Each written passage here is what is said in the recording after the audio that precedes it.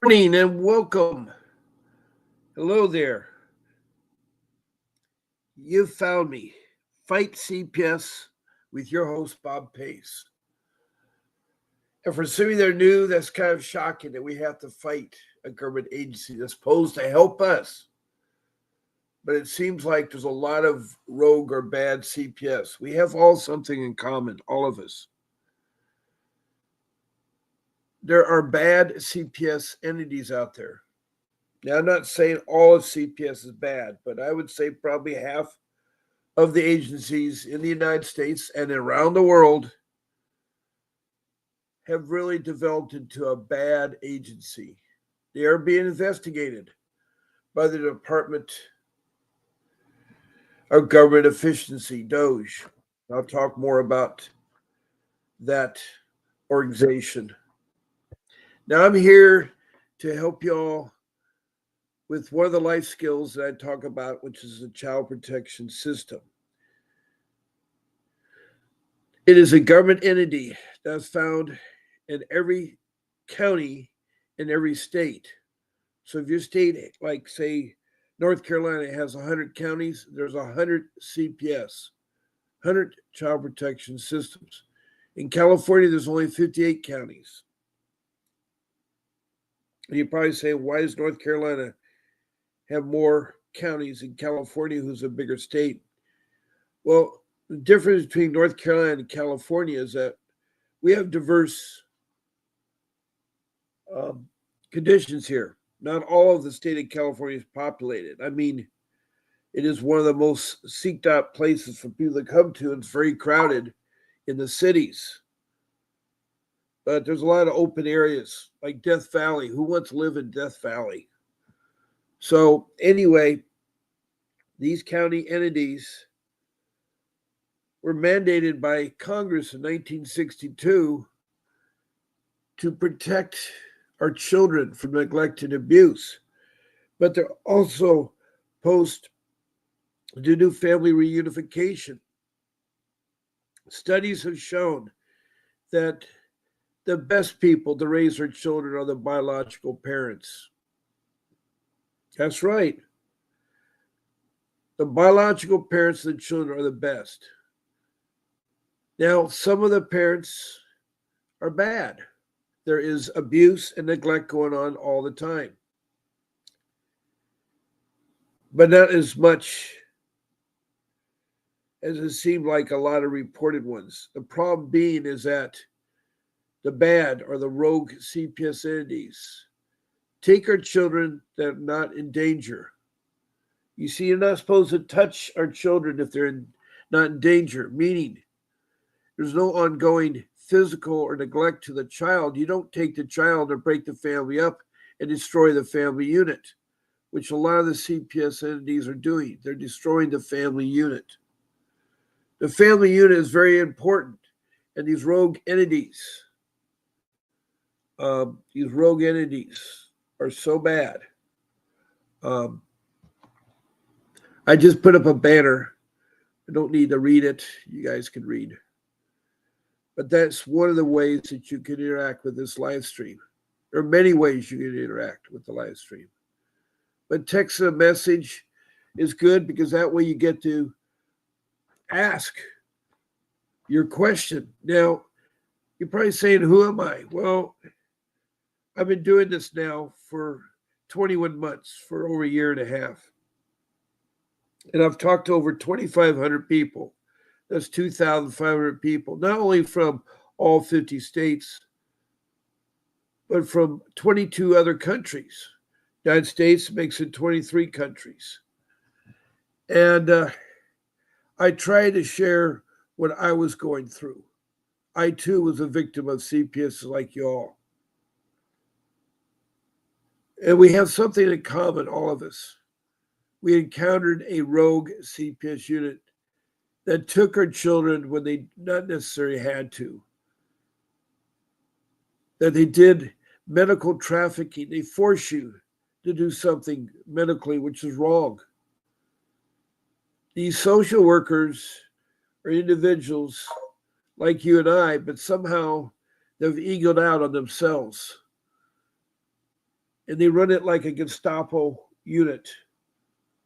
I don't know if you know the term Gestapo, but that was a term during World War II that represented the bad Germans. Not all Germans are good. I don't want to sit here and downplay them, but a bad group of Germans.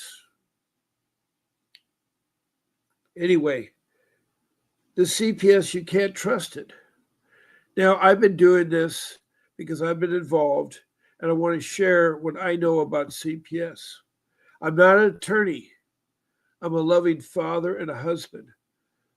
I have helped raise 6 children. I have 3 older ones and 3 younger ones. My older ones were living on their own. They have families, and they weren't involved in my case with CPS, the Child Protection System. Now, I use the letter CPS because there's so many different entities. I don't have time to sit here and describe them. I mean, there's Department of Children's Services, there's Child Protection Service, there's Department of Family and Social Services. It goes on. There's called the cabinet. So I just say CPS so that everybody knows what we're doing here. And I've been doing this, fighting CPS for 15 years, so I'm sharing you. I'm also, if you haven't recognized that, I'm an old dinosaur. And this happened to me when I was in my 60s, 15 years ago, get involved in CPS.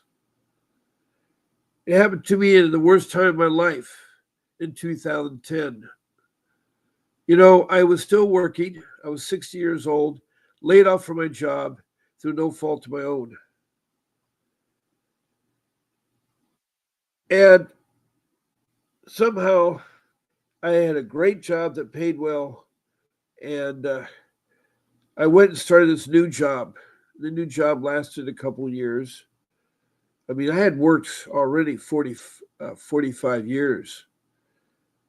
And that's a long time. Had my forever home and have to encounter something like this in your life. Were you supposed to be in your golden years, retiring? My dad retired in his 50s. Geesh, am I ever going to retire? No, in fact, today I'm worse off than I was 15 years ago. And it's all largely due part to CPS because they destroyed my life. I had to sell my forever home on a quick sale to hire a lawyer. And I wanted my family back together. I cared about my family. Ugh.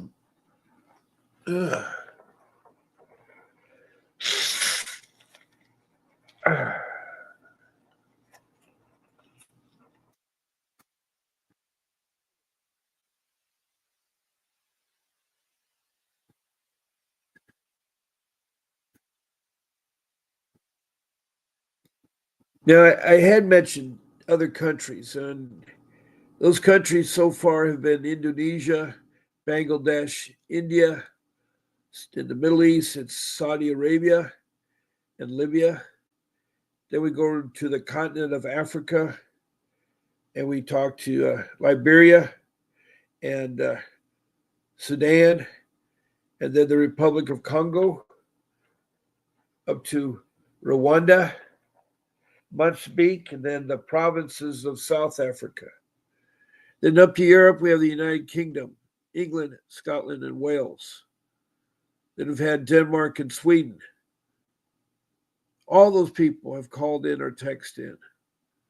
Then we go across the pond to North America, and we have Canada and its provinces. And of course, the United States and all 50 states. I've even heard from Washington, D.C., which is not a state. Then we go south of the border to Mexico, then further south to South America, north of Brazil on the east coast, Grenada. Then across the South Pacific to New Zealand, and then Australia and its states, the land down under. That's 22 countries, 23 with the U.S. That's a lot of people. And they all have something in common. They're fighting a rogue CPS entity.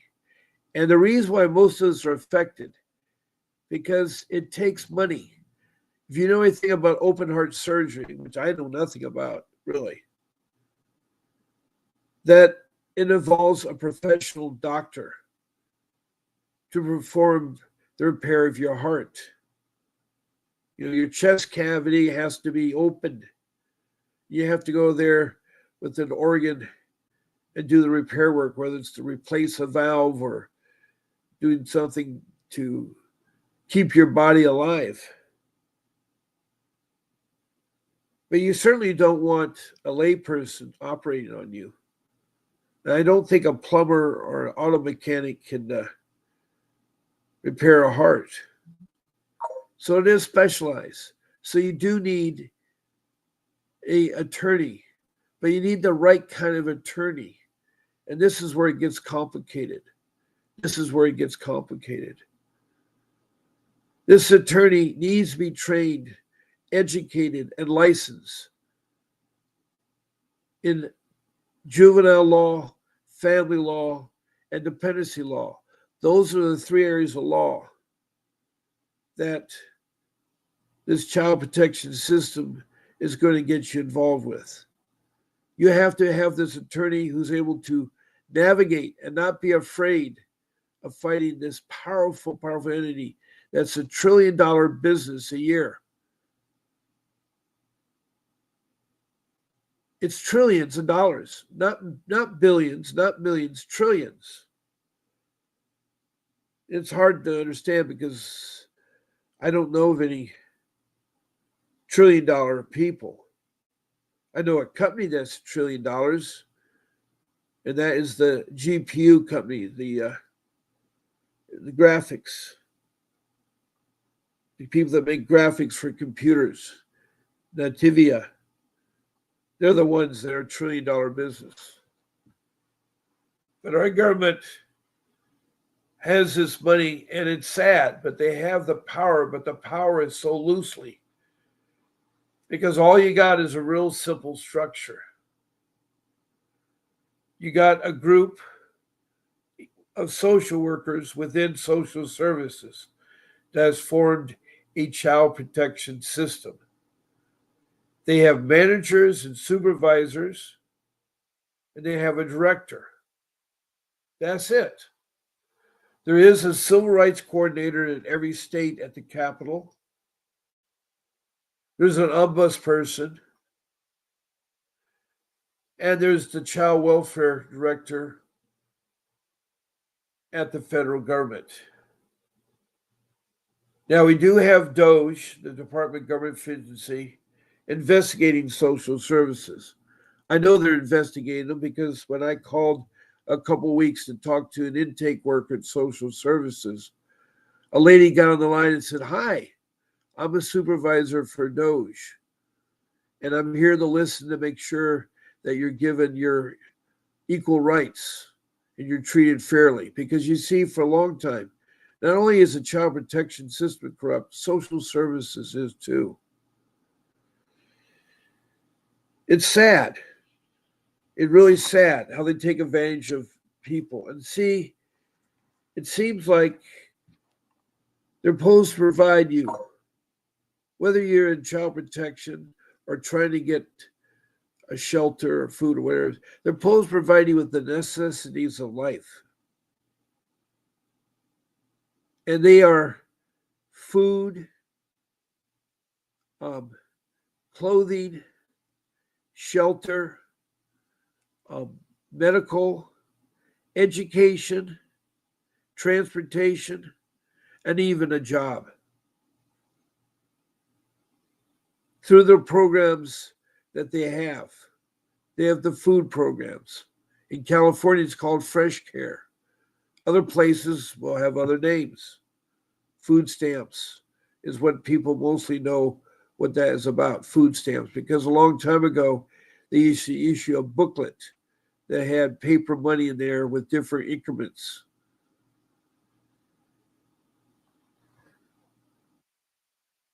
And when you get those food stamps, people are eligible. It all depends on your income. Now, 15 years ago, I was doing quite well.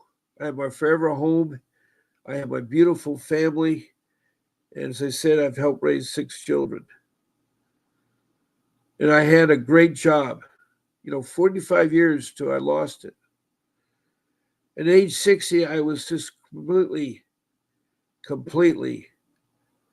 thrown for a loop when the job was gone through no fault of my own. You see, you don't anticipate the unknown. That is the hard thing. So a lot of you are struggling because of other circumstances. Maybe you can't get a job, or maybe you've had other problems. Maybe some of you got involved in drugs, depression, sadness. Depression is a disease, sadness is a state of mind. So it's important to kind of know the difference between the two. If you say you're depressed, government entities will pick up on it. So don't ever tell them you're depressed. You can say you're sad, but not depressed. You see, these government agencies key on what you tell them. So my word of advice is, as one of my rules, you don't talk to social workers. You say very little. Why? Because they are involving legal matters against you. And anytime your Constitution says that if you're involved in legal matters, you're supposed to be represented by an attorney. You have that right.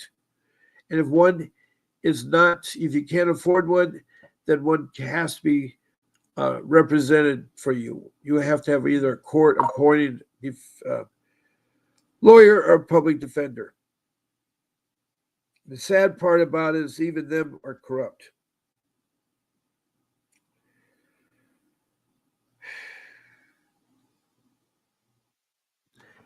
Now, besides texting me a message and asking for answers, which I love, I hope you do, you can be a guest on my live stream. I put up another banner there. And all you have to do is contact my show producer, Grace. And she'll put you on one of my 14 shows. I'm on every day at night at 7 p.m. And then in the morning, if it's a weekday, I'm on at 10 a.m. And if it's a weekend like today, I'm on at 8 a.m. Now, these live streams are 1 hour long. They're all recorded. So if you miss something, you can watch me later.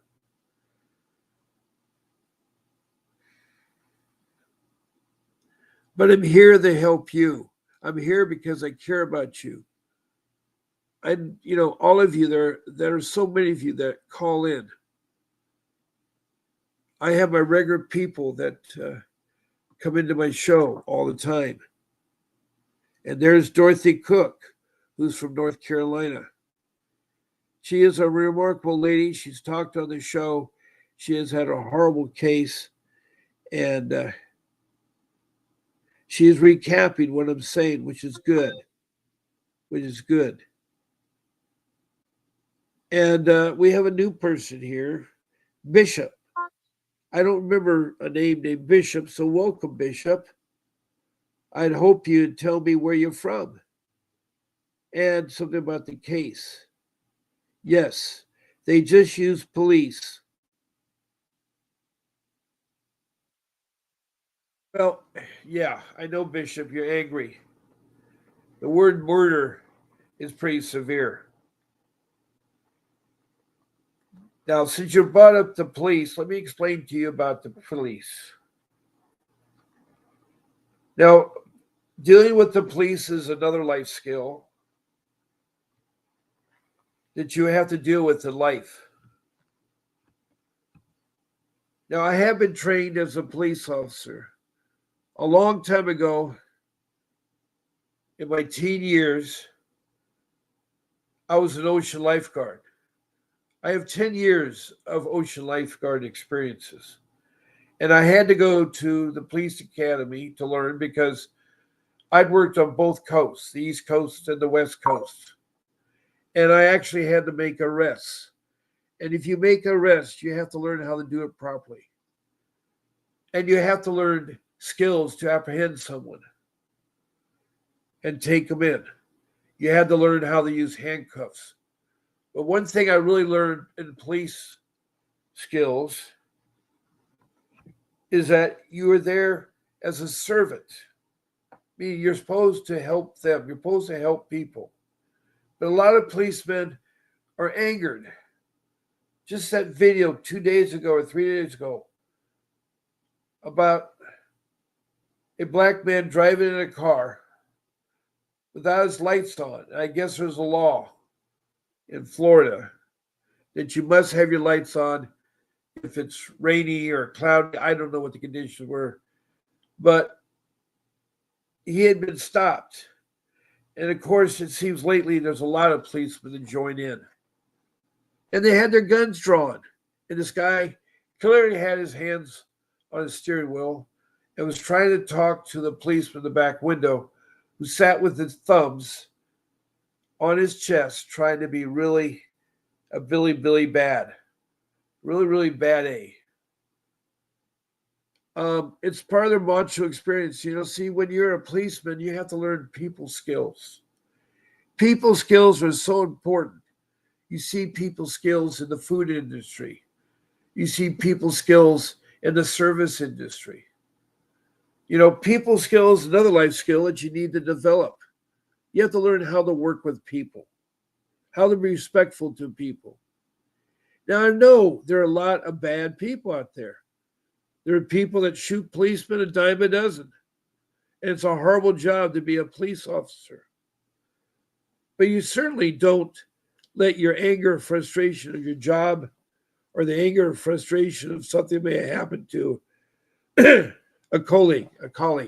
I'm trying to say it right, a colleague or whatever.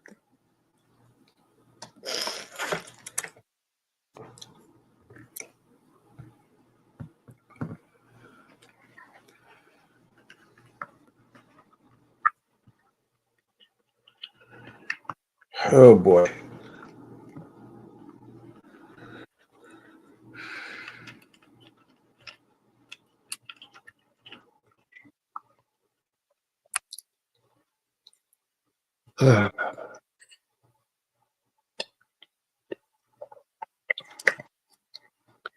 Anyway, this man who happened to be black, it seems like a lot of people are very, I don't know where they get to learn that. They have stereotypical views of certain races, and it's wrong.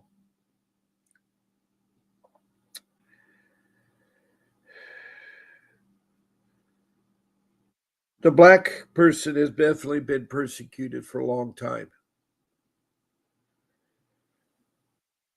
It's probably because, I guess, in time, in history, it shows that they were easy prey. Now, the black people in Africa is where people started, where human beings started. Studies have shown mankind originated from there and spread around the world. People's modes of transportation 10,000 years ago was strictly walking. They were, at first started, they weren't farmers, they were collectors and different parts, and they were in what was called tribes. Very rudimentary living compared to what we think is more modernization. Not only the black person, but the Native American Indians, the indigenous people of other countries, other lands, have been so persecuted. It's called advantage taking. I don't know. When the Egyptians built the pyramids, they recruited a lot of black slaves. And I guess they looked down. There's always been the rich and the poor. And you have to have a lot of history to understand the world. You have to have a faith in a creator, which we call God. That's another life skill I talk about, is God. God is to a lot of people different things. It depends on how they're brought up.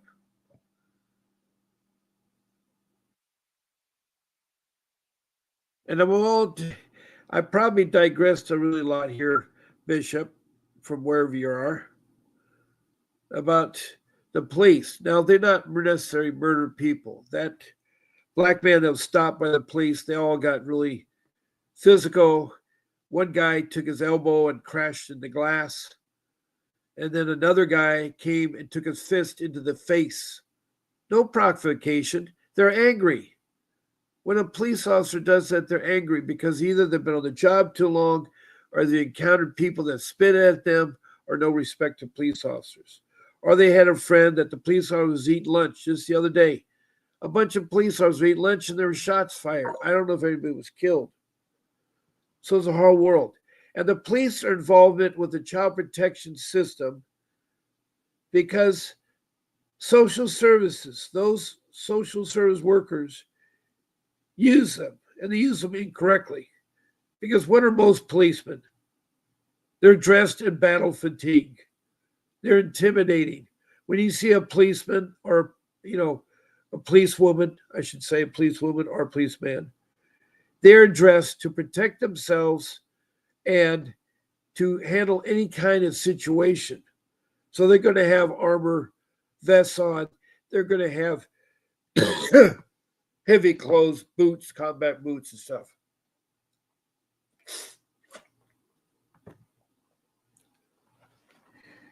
Anyway, these group of individuals get in the car, get the door open, drag the guy out. And another guy that was talking to him punched him in the face. Then he was tackled to the ground. He's punched more. There have been so many cases of people stopped. Most of them have been black. Now, I know that white people and also indigenous people, which are the native people of the land. The Native American Indian has been so abused for a long time. The European settlers and the Native American Indians couldn't get along. We should show a lot of respect to the Native Indian people. They're the first immigrants in the United States. They're living here. As Europeans came over here in the 1600s and started colonies like Plymouth or Jamestown or some of the lost colonies, they tried to deal with the Indians there. And there was some peace. The Indians showed them corn, maize as a food staple. And they were always their welcome arms, but they too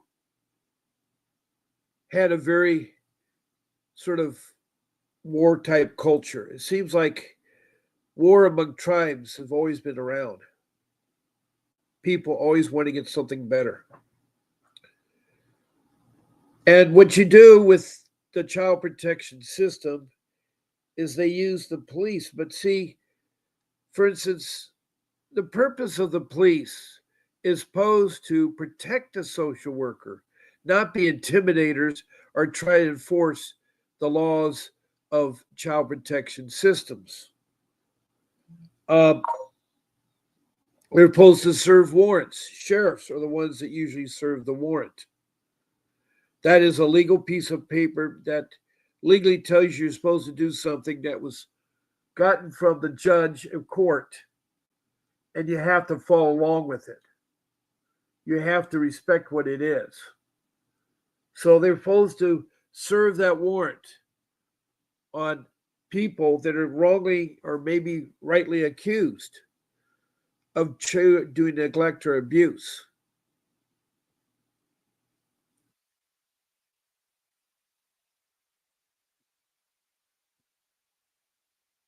But it's so sad that police, I don't know why they have to shoot somebody 5 times, either in the face or the chest, right away. I was not taught firearms in my police academy work. Being an ocean lifeguard, we didn't use firearms. We didn't wear firearms. Our weapon was a rescue can, the buoy. It's made out of hard plastic, PVC, orange and coated. It is a defensive weapon. You can certainly put someone in the gut and take the wind out of them if you properly place it. So you're trained in those kinds of skills. But policemen carry a weapon because your adversary is going to have weapons. But so many innocent people have been killed. I think about a year ago about the black Air Force airman who served in the United States Air Force. His mother was proud of him. He's from Alabama. Anyways, in Gainesville, Florida. And he opened the door and was shot 5 times in the chest by an overzealous police sheriff who later was fired. But they never persecuted him. You see, when policemen are let go, they're usually just fired. And then you have to do what's called a civil lawsuit. So that's how they're not murders. We don't jump to conclusion. I think every policeman that starts off wants to do it correctly. I don't think there's people that purposely want to become a policeman to be terrorists and do them in. But as you know, the world, and we can't solve all the problems in the world. I mean, since the dawn of time, mankind has been fighting.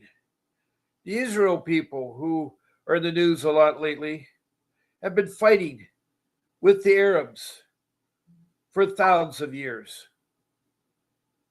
And yes, the cultures are different. One believes in a God that's different from the other ones that believe in a God. But they still believe in a creator, just like the Native American Indians believe in the Great Spirit. But Bishop, when they're not murderous, they're there to intimidate you and to force something and they get out of hand. So I've developed 5 rules, by the way. One of my rules is rule number 3. You never want to open your door to anybody you don't know. I can't emphasize the importance of keep your home as your castle. The reason why I bring up the word castle is because most of you have studied medieval times. There's a drawbridge. And when the drawbridge is up, the castle's closed. That is your home. So think of your front door as a drawbridge. Most of us go to bed and we lock our door. We have to lock our doors. It isn't safe. I remember as a small child, we could leave our doors unlocked, but today it isn't safe. So we lock our door. Well, if a knock comes at your door or a ringing of your doorbell, most people think it's necessary to answer the door. Why?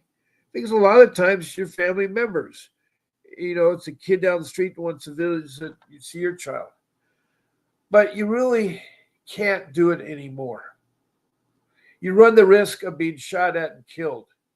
You run the risk of having social workers explore your home. You run the risk of having your constitutional rights violated. So it's very important you keep the door closed.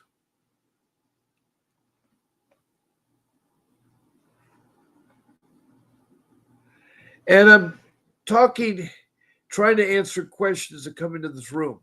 Now, Bishop asked a question. He has the first question. I have no idea where he's from. And Dorothy from North Carolina is helping me to rephrase what I'm saying. It's really good that Dorothy's doing this. I really like Dorothy doing this. She's like a co-host. And I'm so thankful, Dorothy from North Carolina. But so far, we've had one question this morning. I've been talking now for 34 minutes, 35 minutes.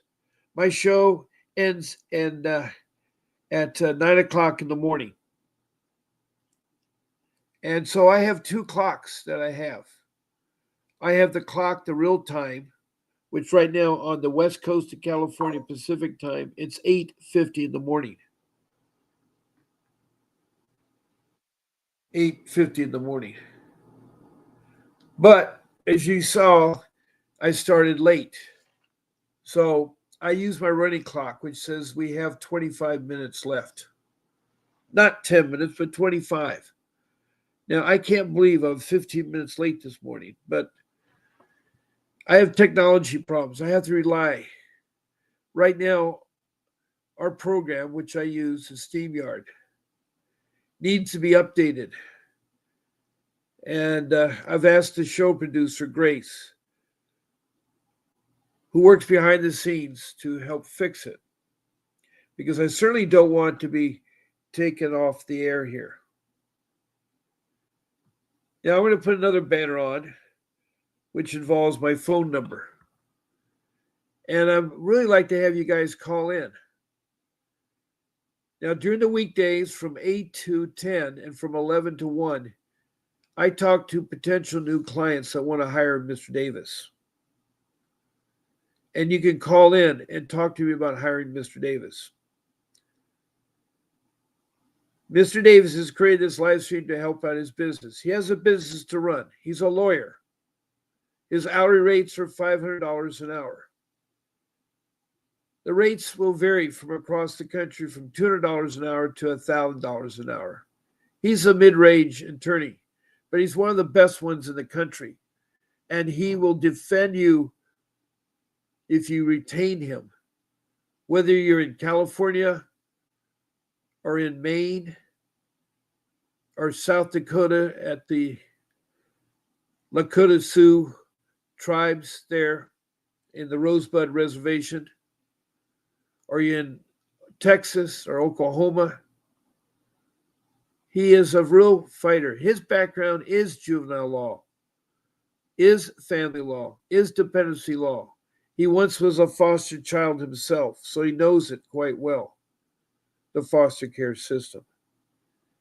He has won many thousands of cases of getting children back. He's been doing this for 39 years. He's a trial attorney. He's a trial attorney, which means that he can do jury trials. Now, you know that CPS is not a jury trial. I think so far the only state I've found that can do jury trials is Texas. I think they should be. It's sad that it's all entrusted to one individual, the judge, who's the referee, but also is the one individual to decide you live or you die.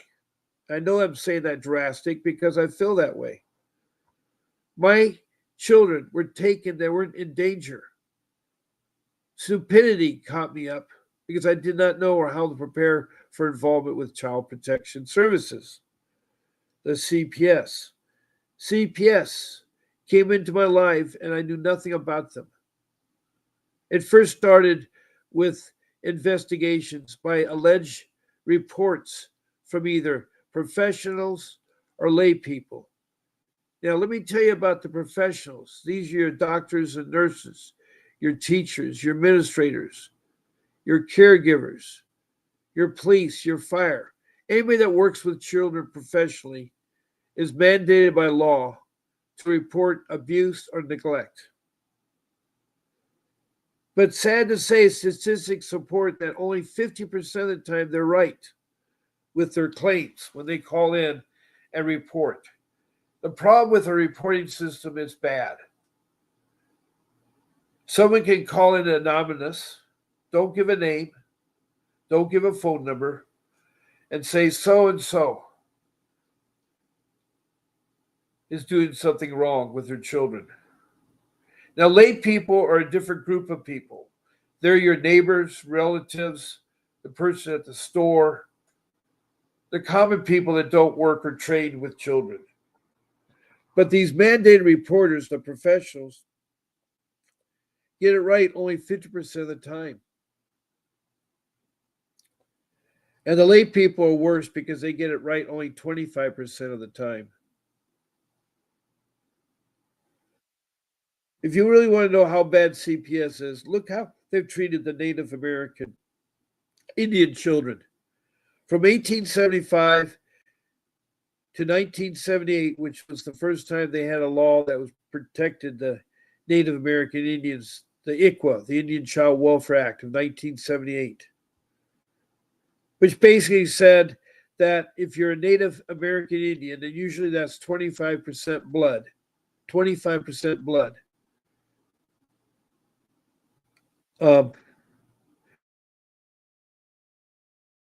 your tribe will help you with family reunification. Your children are turned over from CPS to the tribe on the reservation who will get an Indian family and help you get back on your feet.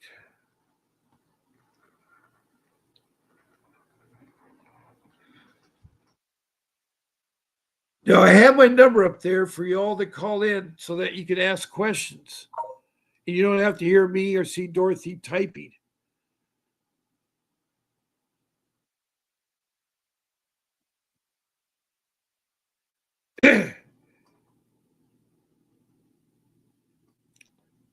Now, Dorothy is asking a question, which is good. She says, why do the professionals and lay reporters have intimate immunity, like the social workers? They're protected from prosecution. Social workers can be prosecuted. Social workers can be prosecuted. The reason why professional reporters and lay reporters are protected is the way that we made it so that people would come forward. They thought if they were persecuted, you see, studies, I have studied. I think when a layperson calls in or a professional calls in, these reporters, they should give them your name and a phone number, and they should put it in writing. When something's put in writing and persons are talked about put in writing, they'll think twice and put falsification. The professional reporters are lazy. They may see a bruise, they think right away that is abuse.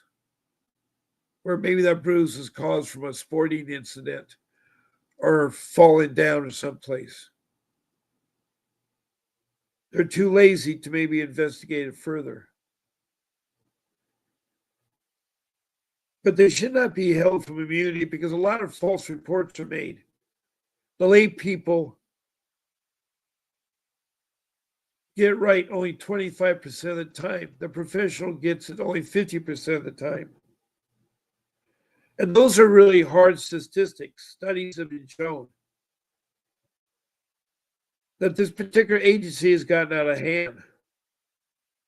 I'm not saying all CPS are bad.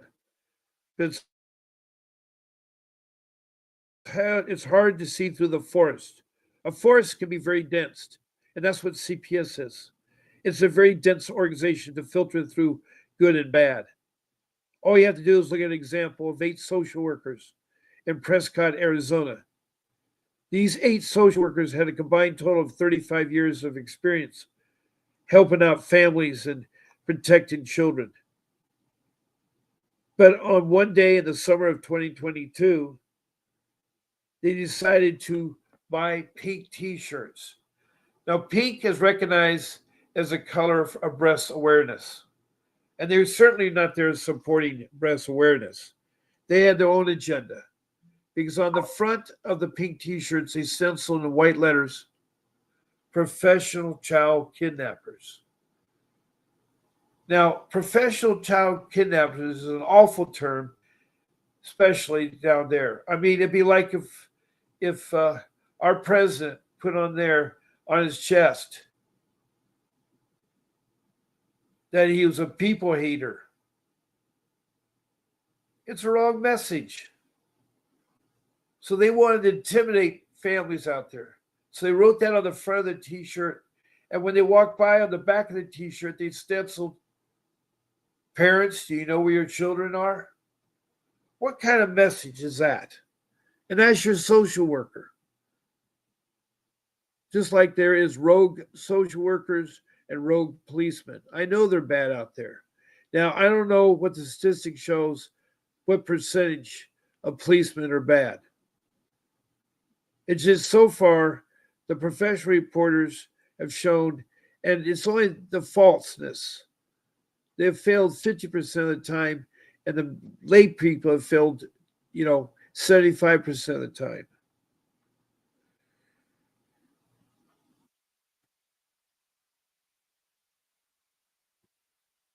Right now, our country's going through a lot of changes. We've had a new administration. I think it's a good administration, and there's a lot of wake up calls. We had open borders for 4 years, which destroyed our country. Millions of people were allowed to walk into the borders. And then what did they do? They went to social services. What did they get? Food, shelter, clothing, transportation, education, healthcare, and even a job starting at McDonald's in California at $22 an hour.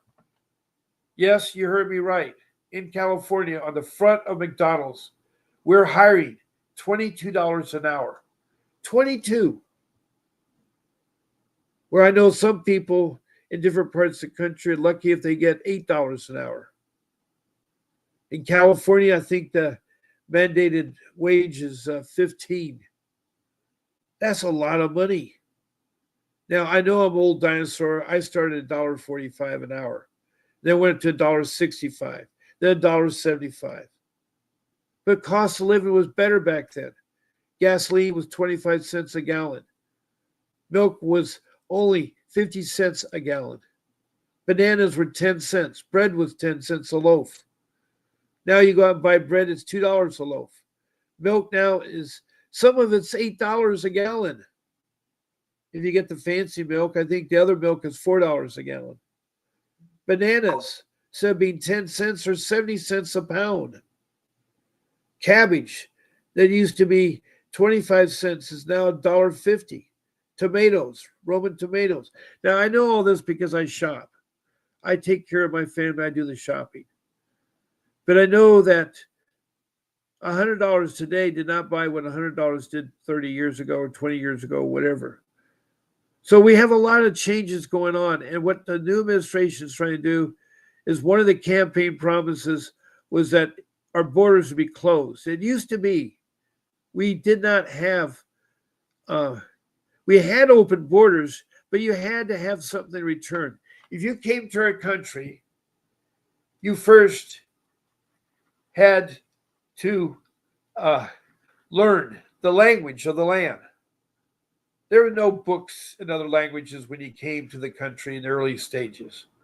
But today, you get your utility bill in multiple languages. If you're Chinese or Cambodian or whatever, it's there. And guess who's paying for the expense? All of us do. It seems like consumers, not consumers, but retail people, are passing on the cost of them to do work onto the consumer. Now, I may be digressing a little bit here because I'm hoping that someone will call in and ask the question to get me back focusing on helping you what you want to know. But the immigration is a hard process. We have a young lady, a nurse in Athens, Georgia, who's going to a nursing school near the University of Georgia, out for a jog, and a Venezuela man who's illegal entry jumped her, killed her. There are so many people that have caused a lot of our crimes in our country, and everybody's antagonistic. We have people that have been here for 4 years being deported. Well, what's happened is that they've come in here and no one's ever pursued becoming a U.S. citizen. To become a U.S. citizen, you need to take a government class to learn about the three branches that the government handles: the executive branch, the congressional branch, and the judiciary branch. You have to learn how they work and how we work. Also, this thing called U.S. history that teaches you starting at the colonial days, the exploration days, the Indian Wars, the war with colonists. I knew at one time we had to break away from Great Britain, the United Kingdom, because we wanted our freedom, freedom to choose religion, everything else. You see, England in the old days was a hierarchy of a king and queen and taking lands. That's what most of the countries were, is kings and queens, kings and queens. And so the United States was formed for people that wanted freedom. And people came here for a lot of good reasons. But then you got the cartel, the individuals that think they're better than anybody else that use drugs to make a living. And with drugs comes the prostitution, the sex trade, the deplorable acts on our children. It's so deplorable. And this subject matter can be a lot to talk about. You see, I can talk about a lot of life skills. I can bounce around. Like a sidebar, one of the reasons we have trouble with the child protection is we don't have an attorney because we can't afford one. But you can have an attorney. We make the mistake of getting insurance for things, but we forget about getting legal insurance. Yeah, you heard me right. You can shop for legal insurance. It's 50 cents to $1 a day, about $365 a year for your premium. I know it's a lot of money, but if you do it on monthly payments, and they always want to tack on additional financial charges to do monthly payments. I think it's terrible. I think it's terrible.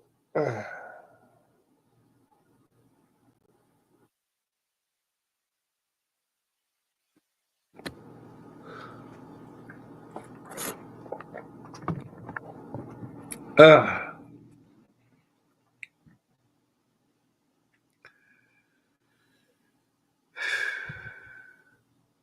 Dorothy, I wish we could get someone here to ask questions.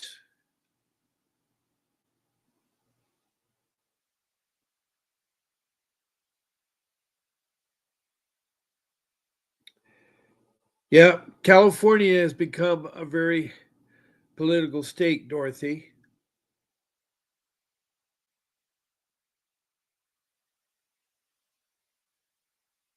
California's become a sanctioned state because some people mentalities don't understand us, the current government that's fighting.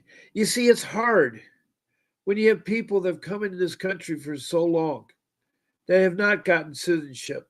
I can guarantee if you're a U.S. citizen, and being born here should not guarantee a U.S. citizenship. I think that's wrong. I think your parents have to be citizen first before you claim that you're a U.S. citizen. See, the old days when you came over from England, yes, you were created to be a citizen, and your children are born there were automatic citizens. But it's kind of out of hand now when you have the immigration people coming, and they come here solely to have children, so they know that their children get citizenship. With the good, with the bad goes a lot of good. They're mistaken people. I agree. It's sad to see parents that lived here and now their children are being taken away, and the grandparents are taken away. There's got to be a solution, and I think it's got to be a sort of a transition that anybody that's here should be vetted, find out who they are, how long they've been here, and if they have no criminal record, they should be able to become a citizen. They should go and learn about government and history, and it should be tested on that knowledge. And if they have a job and so forth, they're contributing. Yeah, we're rounding people up right and left because we can't decipher between the two. It's a hard decision right now. And free governments like California is a very liberal state. I've worked closely with the government of California. I've known two governors in the state. And I have asked the government, I actually asked the governor a long time ago in the 80s, I think it was, or the 70s. He was called Dumachin, and he was from the area that I lived in. in Long Beach area. I was going to school. Anyway, the girl that I had as my girlfriend had finished her physical therapy and she wanted to start practicing work and they were holding her license up. So I said, why not call the governor? I've always been that way. I have no problem dealing with CEOs of companies or no problem about calling the president of the United States, the governor, the congressman, or things like that. So I reached out to him. I said, like, I know you don't remember me because it's your campaigns down where I lived. I met you there. So he told me to talk to his lieutenant governor, Michael Curb.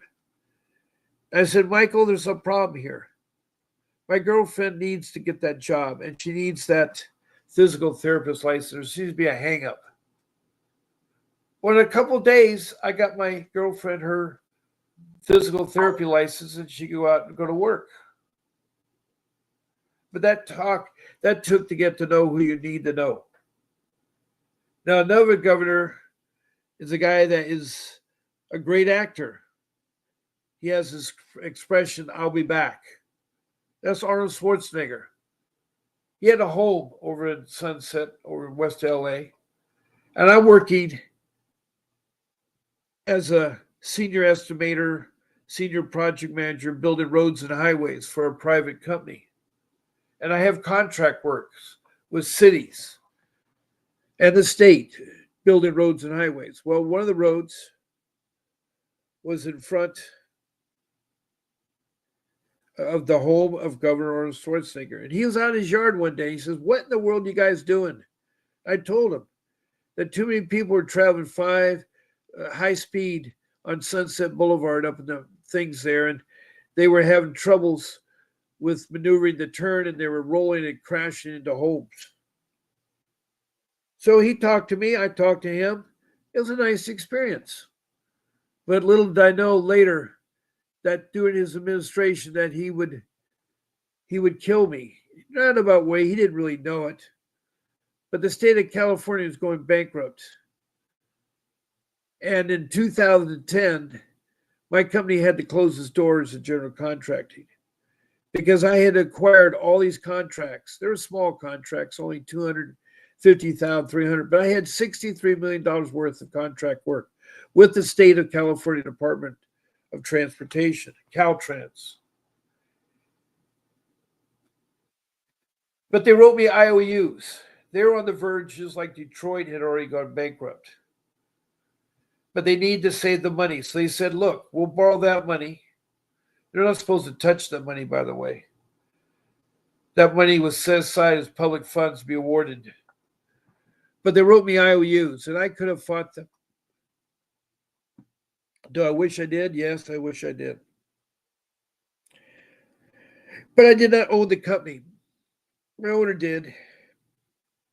And he closed the doors. And I was laid off. That's the sort of the start of my downfall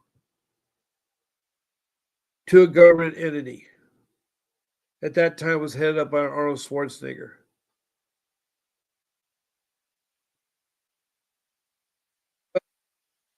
You know,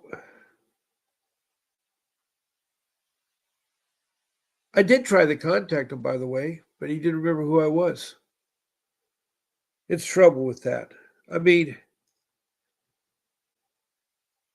there are a lot of people in my job that I met, a lot of politicians. In fact, I even served on the city of LA's Blue Ribbon Task Force for the mayor. And it was a group of professionals in the community and in the city that wanted to rate their infrastructure, the roads and highways and parks and riverbeds and stuff, what needed to be repaired and stuff. So I've had my involvement in government. And people said that maybe you should have run. I would be fine to run for anything, but I think I'd be eaten alive. I'm too good of a guy, too honest. Now, I'm not saying our current administration is lying all the time, but I tell you one thing, he's on the news every day of the week, and things are happening. Not only is he worried about the United States, he's worried about the rest of the world. He didn't like what was going on in Iran, in Israel. So he did a smart thing. He did something that would be less obtrusive and end the war between Israel and Iran. It's not ended. There's still bad mouthing. There's still bad mouthing us. But there's been no more of those blankets of drones and missiles. I wish he could do the same thing to Russia. I wish he could go to some military complexes in Russia and do the same thing. They end the war between Ukraine and Russia. Now we're having another war started between Thailand and Cambodia. It's so interesting. The people in Russia, the people in Ukraine are not different in color. They're not different in race. It's just that you got a guy that's in charge that's gone bad. He's a former ex-KGB. That's the old Soviet Union secret police, the Gestapo. And he wants to have the Soviet Union return to its glory. No question about that. He runs Russia with the iron hand, and his people are seeing the outcomes,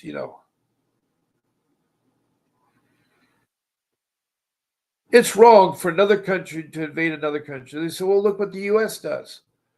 I don't remember one incident of the United States ever invading another country for the sole purpose of taking that country. I know they've gone over to help a country with democracy. You still have people that want to be kings and queens and dictators, like in Venezuela.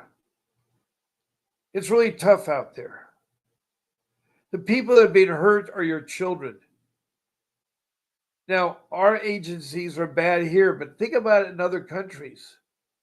I've heard from Leica in South Africa about her children, about how the government works there. It's awful. It's awful. This morning, I'm kind of digress a little bit. I'm trying to talk about different things, answer the questions. I do want to thank the emojis. David Weaver, I have no idea where you're from, but glad to see you. Margaret King, it's so happy you stopped by. Margaret King is a lady from the Kern River who's hired Vincent Davis to defend her. He got her off a criminal charge. Now they're working to get her children back. And of course, Dorothy Cook, who's in the room with us. And I have emoji from David Weaver, a love emoji. Thank you. The love and the care. I'm so glad that you care and love because that's what the whole world is about. Now, I've gone over my running time. It's well over my time. I just got talking on a different tangent, but I tried to answer the only question we had, which was from this morning about the police and CPS. And that was from a guy named Bishop. I have no idea where he's from. And the only other person we've had to talk to the room has been Dorothy Cook, who's trying to sum up things. And I want to thank you all for listening. I could go on and talk. I am a talker. I do love to talk about things, life skills. There's so many life skills you need to learn. Please listen to my other live streams. I talk about my 5 rules. Learn them well. They will help you save your children. But in closing, I want to thank Dorothy Cook, who comes back time after time to help with the narration and to help ask questions. Her questions this morning were gratefully appreciated. And I want to thank Bruce, wherever you're from. Or not Bruce, Bishop, wherever you're from. And the rest of you, the listeners, the ones that join, you make it a part of the show. So I'll be on again tonight at 7 p.m. Pacific Standard Time. For those that have a hard time to know what the time is, you guys on the East Coast are 3 hours ahead of me. You guys in England are 8 hours ahead of me. You guys in Europe and Africa are 9 hours ahead of me. So please join me tonight at 7 and come with your questions. Write a list of at least 5 questions that you want to ask. And it goes a lot better if I have something to react on. And if there's a life skill you want to talk about, I'll talk about it. But don't forget your children are the most primary purpose of life. You have children and you want to protect them. You want to fight for them. Don't give up. Come here. I'll challenge you. I'll get you going. I've helped so many people here. I know that. So with that being said, there'll be a short little video that you're going to hear that talks about Mr. Davis. It's a song. It talks about where we as parents, you should not fight this alone. Remember that. You do not fight this alone. Now, I'm going to take down my phone number because I have to close the show. Not that I want to, but it's time to move on because there's a 10 o'clock show with Vincent Davis. Please watch him. It's a Saturday show. You can watch him at 10. Now, I'm leaving you with a banner called DOGE, the Department of Government Efficiency. There is a web page that tells you all about what they're doing. There are 2 phone numbers. They are working numbers. It's Washington, D.C. And then there's an email that you can send and they will listen. They are investigating government. So with that being said, it's time for me to sign off and call it a day. God bless you all. And this is Bob Pace and Dorothy Cook signing off. A vivid picture is encrypted in your mind as the critics get in line like they're witnessing a crime. But then you notice there's a shiver in your spine from the feelings of discontentment and bitterness combined. Heartbroken when you listen to the judges, another kid's innocence corrupted. And if you go against then it's destructive. Consider this predicament the toughest, but we believe in a system fit for justice. Child Protective Services only pretends to save it. The one solution for this is worthy of instant praises. 30 years of experience with relentless cases. Allow me to introduce him. This is Vincent Davis, defending you when they don't think a mother fits the role. Is it juvenile dependency or government control? Observe the pain in their eyes. It's time for us to realize we are the last ones left.